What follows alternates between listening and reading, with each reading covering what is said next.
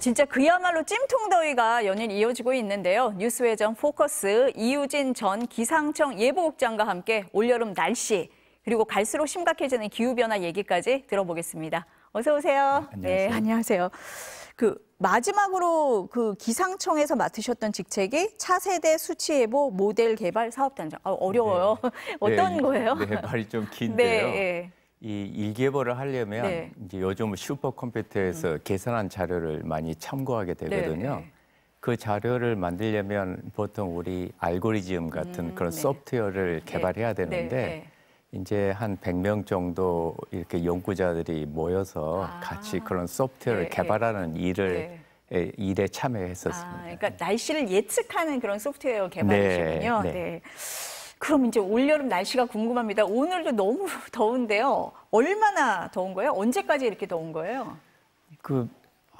저도 기억할 때 한 열흘 전부터 이렇게 많이 더워진 것 같아요. 너무 빨리 더워졌어요. 오늘 또 서울도 지금 35도가 넘어가고요. 35도, 조금 다행스러운 건 그래도 습도는 그래도 아직 한 장마철만큼 많지는 않아서 지금 당장 지금 제주는 이미 장맛비가 시작해서 뭐 한 40시간당 40mm 정도씩 오고 있더라고요. 이제 대신 중부지방은 뭐 지금 구름은 조금 끼어 있긴 하지만 연일 일사가 많이 내리쬐고 또 지금이 이제 하지가 곧 닥치잖아요. 내일이 아마 하지로 알고 있는데 그러면 하지가 되면 태양 고도가 제일 높은 때고 햇살의 강도가 제일 강한 때고요.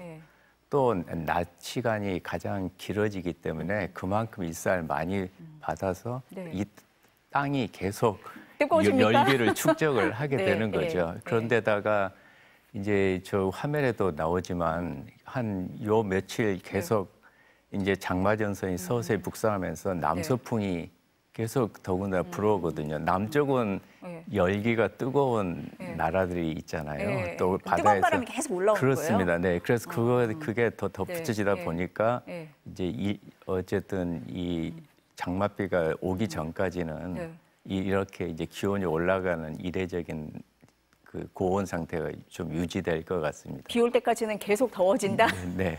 지금 비 얘기를 하셨으니까 이제 폭염도 무서운데 폭우 홍수도 갈수록 좀 심해지는 것 같아요. 올해는 어때요? 이제는 이제 비가 이제 본격적으로 이제 올 걸로 다들 전망을 하고 있는데요. 그동안 이제 예년 추세를 보면 강수가 이렇게 강도가 점점 강한 비가 여름에 많이 이제 오는 그런 추세로 이행하고 있거든요. 이제 그러다 보면 아무래도 우리나라는 이제 대도시에 주로 인구가 많이 집중해 있다 보니까 이 대도시는 이게 통상적으로는 비가 오면 한 90%는 땅속으로 스며들게 되거든요. 그런데 대도시 같은 데는 이제 불투수면이 뭐 심하면 50% 이상 이렇게 차지하다 보니까 비가 갑자기 많은 비가 오면 이게 저지대 같은 데는 수로가 돼서 모여서 돌발홍수가 스며들지를 못하고 글로 모이는 그렇습니다. 거예요. 이제 그런데다가 또 소하천 같은 데서는 또 이제 범람을 하기 쉽고 그래서 이런 부분들이 이제 구조적으로 계속 취약한 부분과 맞물려서 계속 유의해야 될 부분이라고 생각이 됩니다. 그러니까 갑자기 많은 비가 한꺼번에 내리는 이런 현상이 계속 심해지고 있다. 그것 때문에 유의를 해야 된다. 그런 말씀이시네요. 또 여름부터 가을 사이 태풍이 걱정이잖아요. 올해 예보는 어때요? 이제 기상청 전망으로는 이제 보통 평년에 한 2개 내지 3개 정도가 우리나라에 영향을 주는데 뭐 그 정도 영향 줄 가능성이 뭐 그거보다 좀 적거나 그 정도 될 가능성이 평년 수준이다. 그런 될 가능성이 있다고 이렇게 전망을 하고 있어요. 이제 그렇지만 뭐 지금까지 태풍이 2개가 발생을 했는데요. 이제 그 2개의 태풍이 다 그렇게 강도가 강한 태풍이 아니었고 또 뭐 요즘 이제 동태평양에서는 이제 엘니뇨에서 점차 라니나 페이스로 이렇게 간다고 하니까 이 우리나라 같으면 이제 필리핀 동쪽 해상에서 태풍이 많이 발생하거든요.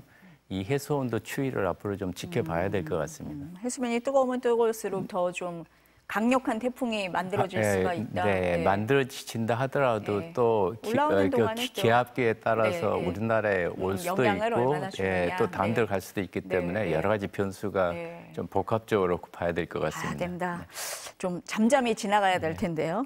더위 얘기 한번 해볼게요. 근데 사람들이 얘기할 때 보면은 올해가 역대급이야, 역대급이야 이렇게 계속 얘기하거든요. 계속 역대급으로 더워지는 거 맞습니까? 그러니까 그냥 전반적인 추세로 보면 전 지구 뭐 평균 기온을 본다든지 북반구 여름철 평균 기온을 보더라도 작년 같은 경우가 정말 역대급으로 가장 높았거든요. 그리고 뭐 한 2, 3년 사이로 이제 뭐 좀 조금 들쑥날쑥하긴 하지만 이런 추세로 계속 이어지다 보니까 이제 아마 그런 느낌을 받지 않을까 싶고요. 앞으로도 지금 이게 온난화가 진행이 되다 보면 이런 추세는 당분간 이어질 가능성이 많다고 생각이 됩니다. 작년에 역대급이라 그랬는데 올해 또 역대급이라고 그러고 더위도 일찍 찾아오고 이런 현상이 지금 계속될 수 있다. 아유, 굉장히 걱정이 되는데 그래서 그런지 기후가 갈수록 극단화된다. 뭐 이런 얘기도 해요. 40도 넘어가는 거 아니야? 이거 남의 나라 얘기인 줄 알았는데 우리도 40도 넘어가나? 막 이렇게 얘기를 하는데 그럴 수도 있습니까? 뭐 지금 기후과학자들이 전망하기로는 이제 이 금세기 중반이 되면 뭐 산업혁명 때보다는 한 1.5도 높아진다고 하는데 이미 한 해만 놓고 보면 이제 그 상태에 도달했다는 뉴스가 나오잖아요. 이제 그런데다가 뭐 온실기체 배출량이 그냥 무방비로 늘어나게 되면 한 6, 7도 이상 금세기가 끝날 때까지 올라갈 수 있다고 하니까 만약에 그런 극단적인 시나리오를 생각을 한다면 뭐 우리나라도 방금 말씀하신 것처럼 여름 같은 때는 기온이 더 올라갈 수 있지 않을까 뭐 조심스럽게 생각해 봅니다만 어쨌든 이 부분은 계속 앞으로 좀 더워지는 건 사실이다. 검토가 필요합니다. 그럼 여름엔 이렇게 더워지면 겨울에는 그럼 시베리아까지 추워질 수도 있어요? 전체적으로 지금 이 온난화가 일어나면서 전 계절에 상관없이 기온은 높아지고 있거든요. 그렇지만 이제 특히 야간이라든지 겨울에 이제 많이 높아진다든지 또 전 지구적으로 보면 고위도 지방이 더 많이 높아진다고 이제 이렇게 얘기들을 하고 있거든요. 이제 그래서 이런 이제 뭐 얼마 전에 나온 자료를 보면 이제 지난 한 100년 동안 그 여름이 한 20일 이상 늘어났다. 물론 이건 이제 여름에 대한 기준에 따라서 달라질 수는 있지만 어쨌든 우리가 체감하기도 그렇듯이 여름이 늘어나고 대신 겨울은 줄어들면서 이제 방금 말씀하신 대로 이렇게 빨리 더워지는 느낌을 받을 수 있지 않을까 싶습니다. 그 고위도 지방이 특히 더 높아지는 이유가 있어요? 이제 거기에는 복합적이긴 하지만 그중 하나는 이제 얼음이 이제 고위도의 이런 뭐 극지방의 얼음들이 녹기 시작을 하면 햇빛에 이제 맨 땅이나 바다가 열리면서 그곳에 햇빛을 많이 흡수하게 되거든요. 그러다 보면 이제 아무래도 그 햇빛이 직접 이제 대지를 덮이기 때문에 이런 그 양의 되먹임이 이제 계속 일어나서 그럴 수 있다는 얘기들이 있습니다.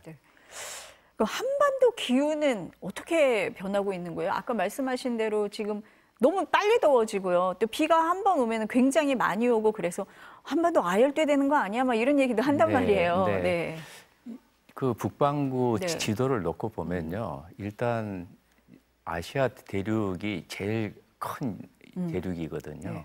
여름이 되면 이 아시아 대륙이 빨리 달궈지고 우리나라는 이제 아시아 대륙에서도 그 동쪽에 이제 위치해 있다 보니까 특히 이제 티베트 고원을 중심으로 해서 이미 고온이 되면 여름철에 우리나라는 이미 계절적으로 아열대 가까운 그런 그 기후를 갖게 되거든요. 아 그래요? 진짜로 아열대로 가는 겁니까? 이제 그렇지만 이제 최근에 이제 온난화로 기온이 높아지다 보니까 여름철에 특히 이제 그런 부분을 많이 느끼게 되는 것 같아요. 그럼 아열대 기후는 아니지만 한반도 기후 자체가 어쨌든 그쪽으로 변화하고 있는 추세는 맞는 거예요? 물론 아열대 조기도 다양하긴 하지만 네. 뭐 일부 학자들의 견해로는 이제 남부 지방 같은 남해안 지방 같은 경우에는 뭐 이미 아열대에 접어들었다 이렇게 보는 분들도 있습니다. 뭐 식생이나 이런 걸로 네. 봤을 때도 네. 뭐 그렇게 볼 수도 있다. 뭐 아열대라고 말하지는 않겠지만 그런 추세로 갈 정도로 많이 더워지고 비도 한꺼번에 많이 오고 그런 기후로 변화하고 있는 거는 맞는 거네요. 네, 그렇지만 한 가지 고려해야 될 점이 우리나라는 여름이 되면 이제 남쪽에서부터 바람이 들어오는 계절풍의 영향을 받거든요. 남쪽은 다 지금 태평양 바다로 열려 있잖아요. 그래서 이런 동남아시아라든지 이런 중국 내륙과는 조금 이제 수증기가 많아지는 측면에서는 조금 그 달리 봐야 될 부분도 있습니다. 바다하고 접해 있기 때문에 그 영향을 받는다는 그런 말씀이시네요. 대신 뭐 찜통 더위라든지 이런 부분들은 더 심화될 가능성도 있습니다. 그렇죠. 습해지면 더 그렇잖아요. 뭐 오늘은 습도가 별로 없어서 그나마 햇볕만 뜨겁게 느끼는 건데 이제 이 수증기가 많아져서 습도가 높아지면 그렇게 느낄 수 있으니까 그런 것 같습니다. 우리나라 이제 사계절이라고 얘기하는데 아유 이제 그 말 안 맞아 막 이런 얘기도 많이 해요. 봄, 가을 너무 짧고 뭐 여름이었다가 금방 겨울 되는 것 같고 그렇거든요. 어떻게 되는 겁니까? 그러니까 절기상으로 보면 이제 지금이 이제 하지이고 이제 보통 더위가 꺾일 때쯤 되려면은 입추나 이제 처서가 돼야 되잖아요. 이제 그런데 절기상으로 보더라도 이 여름에 해당되는 그런 입추보다는 이쪽 겨울 쪽에 기온이 많이 올라가는 추세거든요. 그러다 보니까 이제 봄이 빨라진다는 느낌도 받고 여름이 길어진다는 이런 느낌도 받게 되는 것 같아요. 그러니까 말씀하신 대로 겨울 기온이 높아지다 보니까 확실하게 추운 겨울을 오히려 못 느껴서 계절 간의 그 변화가 좀 적게 느껴진다 이렇게 받아들여야 되는 거예요? 아까도 이제 질문하셨지만 이제 그렇다고 해서 한파가 안 내려오는 건 아니지 않습니까? 오히려 이제 우리나라 같으면 이제 겨울철에는 계절풍이 바뀌어서 북쪽에서 이제 찬바람이 내려오게 되는데 이제 북극의 얼음이 물론 지금 빠른 속도로 녹고 있어서 뭐 기후학자들은 뭐 금세기 중반이면 벌써 한여름이면 다 녹는 해도 있을 거다 이렇게 얘기를 하는데요. 어쨌든 북극의 얼음이 냉기를 가두고 있는 한은 북풍이 내려올 때 한파가 뭐 늦가을이라든지 이른 봄에 자주 내려올 가능성도 있습니다. 그래서 꼭 온난화가 어떤 직선적으로 이렇게 기온이 늘어난다기보다는 그 안에 자연적인 어떤 리듬이 같이 섞여 있어서 오르락내리락 하기도 하는 걸로 보입니다. 지금 말씀하실 때 지구온난화 얘기하셨는데요. 이런 기후변화를 불러오는 요인이 지구온난화다. 이렇게 봐야 되나요? 이제 그 보통은 우리가 과학 원리를 밝히려면 실험을 해야 되잖아요. 그런데 지구를 대상으로 실험할 수는 없지 않습니까? 이제 그래서 대부분 이제 디지털 트윈이라고 하는 이제 컴퓨터 상에서 가상의 지구를 가지고 다양한 실험을 하거든요. 그런데 이제 온실기체의 증가분을 뺀 상태로 과거 기후를 재현하게 되면 지금 같은 이런 온난화 추세를 찾을 수가 없거든요. 이제 그러다 보니까 이게 상당한 어떤 설득력을 갖고 이 온실기체가 이 온난화와 직접 연관성이 있다고 이렇게 보고 있죠. 그러니까 사람이 이렇게 되니까 일기예보에 굉장히 관심이 많아요. 요새 스마트폰 봐도 앱도 많고 그렇거든요. 근데 날씨 예측이 더 어려워지는 거 아니에요? 어때요? 이제 이 자연 중에서도 이 대기의 움직임이 가장 복잡한 걸 보여지고요. 그리고 이제 거기에 또 일상사와도 밀접히 관련이 있다 보니까 사람들이 굉장히 열심히 보잖아요. 맞았냐 안 맞았냐 뭐. 이제 정보가 너무 많다 보니까 중요한 건 거기서 신뢰도 높은 자료를 찾는 게 이제 핵심인데요. 아무래도 이제 공신력 있는 뭐 국가기관의 자료를 기상청고 봐야 됩니까? 보는 게 일단 순서라고 생각이 됩니다. 그럼 예보는 정확도가 많이 높아지고 있는 그런 추세예요? 어때요? 지금 전 세계적으로 이제 슈퍼컴퓨터를 이용을 해서 거기에 이제 예보관의 이제 경험과 판단을 이제 가미한 이런 예보 체계를 갖는 나라들이 한 전 세계적으로 한 10여 군데밖에 안 되거든요. 그거밖에 안 돼요? 이제 다른 나라들은 이제 다른 나라에서 계산한 컴퓨터 자료를 빌려서 이제 참고해서 이렇게 하는 거고, 우리나라 같으면 직접 기상청에서 이제 그런 슈퍼컴퓨터를 운영해 가면서 예보를 직접 만들게 되죠. 그래서 그 안에 엄청난 그 전 세계 자료가 매일매일 새롭게 계산이 되거든요.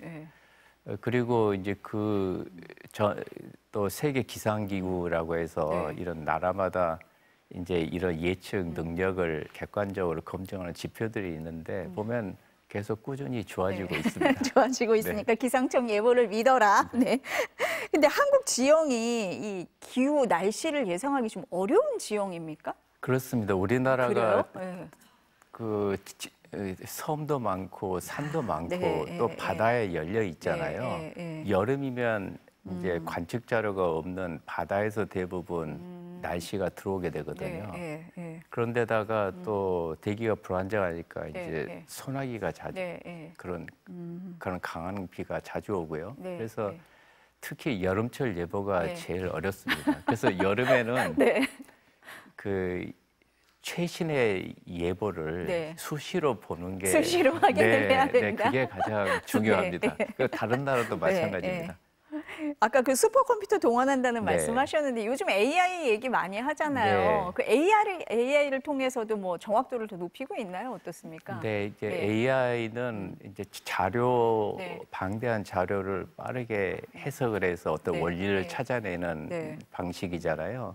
그래서 요즘 이제 그동안 대기과학이 한 100년 동안 이제 컴퓨터를 기반으로 만들어낸 과학기 기술과 AI가 접목을 해서 이제 뭐 예를 들면 그 컴퓨터에서 계산된 자료에다가 이제 가상현실이나 이런 증강현실을 또 AI로 구현해서 좀 더 설득력 있게 일기 해설을 한다든지 뭐 이런 시도들이 뭐 진행되고 있는 걸 알고 있습니다. 아유, 너무 더워가지고 어쨌든 더위가 조금 꺾였으면 하는 바람입니다. 오늘 말씀 감사합니다. 감사합니다.